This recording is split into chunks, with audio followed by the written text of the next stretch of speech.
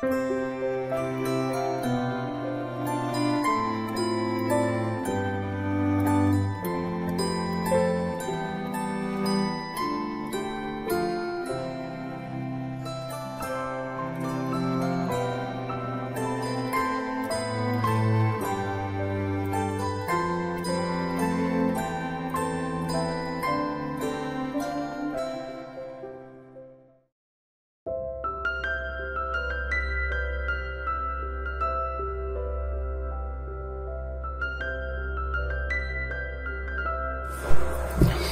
শিক্ষার্থী বন্ধুরা, আসসালামু আলাইকুম। আমি রাবিয়া বসি, জীববিজ্ঞানের একটি নতুন ক্লাসে তোমাদের সকলকে স্বাগত জানাচ্ছি।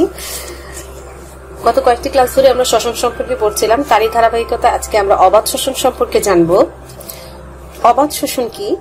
যে শ্বসন প্রক্রিয়ায় কোনো শ্বসনিক বস্তু অক্সিজেনের সাহায্য ছাড়াই, অর্থাৎ অবাধ শ্বসনে অক্সিজেনের প্রয়োজন হয় না। আমরা জানি শ্বসন মানে অক্সিজেন অপরিহার্য। এক্ষেত্রে দুই ধরনের শ্বসন রয়েছে, সবাধ শ্বসন এবং অবাধ শ্বসন। তো অবাধ শ্বসন যে শ্বসন, সেই শ্বসনে অক্সিজেনের প্রয়োজন হয় না, অর্থাৎ এই প্রক্রিয়া শ্বসনিক বস্তু অক্সিজেনের সাহায্য ছাড়াই আংশিক রূপে জারিত হয়। আমরা সবাধ শ্বসনে বলেছি যে সম্পূর্ণরূপে জারিত হয়, কিন্তু এখানে দেখতে পাচ্ছি যে কেবল আংশিক রূপে জারিত হয় এবং জারিত হয়ে বিভিন্ন প্রকার জৈব যৌগ, কার্বন ডাইঅক্সাইড সামান্য পরিমাণ শক্তি উৎপন্ন করে, তাকে অবাধ শ্বসন বলে। তাহলে দেখা যাচ্ছে বিভিন্ন প্রকার জৈব যৌগের সাথে কার্বন ডাইঅক্সাইড এবং শক্তির পরিমাণ অনেক কম। আমরা সবাধ শ্বসনে দেখেছি 38 অণু এটিপি উৎপন্ন হয়, অন্যভাবে বললে 686 কিলো ক্যালোরি পার মোল শক্তি উৎপন্ন হয়। এখানে সামান্য শক্তি উৎপন্ন হয়েছে বলেছে। কেবলমাত্র কিছু অণুজীব যেমন ব্যাকটেরিয়া, ইস্ট ইত্যাদিতে অবাধ শ্বসন হয়ে থাকে, অর্থাৎ আমাদের দেহে নয়। বিভিন্ন শ্রেণীর যে জীব, তাদের দেহে শ্বসনিক বস্তু হিসেবে কি পাওয়া যায়? এখানে ইথাইল অ্যালকোহল, ল্যাকটিক অ্যাসিড ইত্যাদি শ্বসনিক বস্তু। অবাধ শ্বসনের সমীকরণটি লক্ষ্য করলে আমরা দেখব কোনো গ্লুকোজ, এখানে অক্সিজেন লাগছে না, তাই অক্সিজেন দেওয়া হচ্ছে না। আমাদের সবাধ শ্বসনের যে সমীকরণ, তার লক্ষ্য করলে আমরা বুঝতে পারবো যে সেখানে ছিল অক্সিজেন, ছিল এখানে নেই। সবাধ শ্বসনের সমীকরণ অক্সিজেনের উপস্থিতিতে হয়েছিল, কিন্তু এখানে অক্সিজেন নেই। বিভিন্ন এনজাইমের ক্রিয়া বিক্রিয়া উৎপন্ন করবে ইথাইল অ্যালকোহল, যে ইথাইল অ্যালকোহল সাথে কার্বন ডাইঅক্সাইড আর হচ্ছে শক্তি। শক্তি এখানে কম, 500। এখানে শক্তি হচ্ছে 56 কিলো ক্যালোরি পার মোল, আর 2 অণু এটিপি উৎপন্ন করবে। 56 কিলো ক্যালোরি, আর সবাধ শ্বসনে আমরা দেখেছিলাম 686 কিলো ক্যালোরি। এখানে মাত্র 56 কিলো ক্যালোরি পার মোল, আর ওখানে ছিল 38 অণু এটিপি। সবাধ শ্বসনের এখানে মাত্র 2 অণু এটিপি উৎপন্ন করছে। তাহলে আমরা সমীকরণটি ব্যাখ্যা করলে দেখতে পাই অবাধ শ্বসন প্রক্রিয়া এক অণু গ্লুকোজ, শর্করা বা কার্বোহাইড্রেট সবই একই রূপ, বিভিন্ন নাম। শর্করা বাংলা, এরপরে গ্লুকোজ, এটা হচ্ছে গিয়ে আরেকটা ভাষা।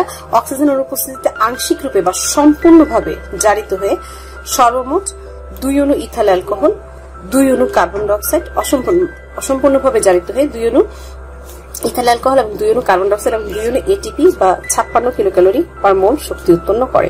তাহলে এই ছবি দেখে আমরা সমীকরণ দেখে বলতে পারি যে একটি গ্লুকোজ বিভিন্ন এনজাইমের সহায়তায় ভেঙে গিয়ে ইথাইল অ্যালকোহল তৈরি করবে, কার্বন ডাইঅক্সাইড তৈরি করবে, আর থাকবে কেবল 2 অণু এটিপি নামক শক্তি। অবাধ শ্বসনের ধাপ কয়টি? অবাধ শ্বসনের মোট 2টি ধাপ। 1 নম্বর ধাপ হচ্ছে গ্লুকোজের অসম্পূর্ণ জারণ, 2 নম্বর ধাপ হচ্ছে পাইরুভিক অ্যাসিডের বিজারণ। এই দুটো ধাপ সম্পর্কে বিস্তারিত আমি আলোচনা করব না, কারণ এখন পর্যন্ত এই দুটো ধাপ থেকে বিস্তারিত কোনো প্রশ্ন আসেনি, তাই আমরা এটা আলোচনায় রাখছি না। আর এটা তোমাদের পাঠ্য বইয়ে থাকলেও খুব গুরুত্বপূর্ণ নয়। পরবর্তীতে আমাদের আলোচনার বিষয় হচ্ছে সবাধ এবং অবাধ শ্বসনের তুলনা। দুটো শ্বসন সম্পর্কে আমরা জেনেছি।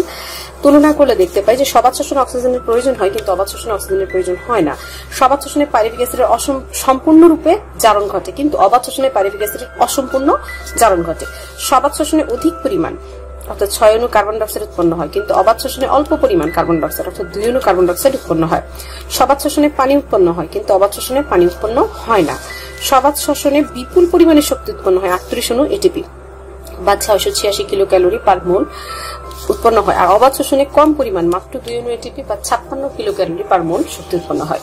অবাধ শ্বসনে ল্যাকটিক অ্যাসিড বা অ্যালকোহল উৎপন্ন হয়, কিন্তু সবাধ শ্বসনে এগুলো উৎপন্ন হয় না।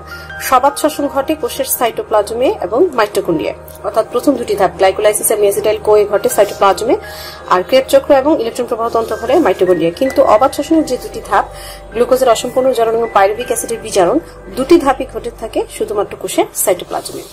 এই ছিল আজকে আমাদের আলোচনার বিষয়, সবাধ শ্বসন এবং অবাধ শ্বসন সম্পর্কে।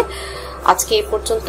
পরবর্তীতে সবাধ ও অবাধ শ্বসনের প্রভাবকগুলো এবং এদের গুরুত্ব সম্পর্কে আলোচনায় আসবো নতুন কোনো ক্লাসে। তার সেই পর্যন্ত ভালো থাকবে। আল্লাহ।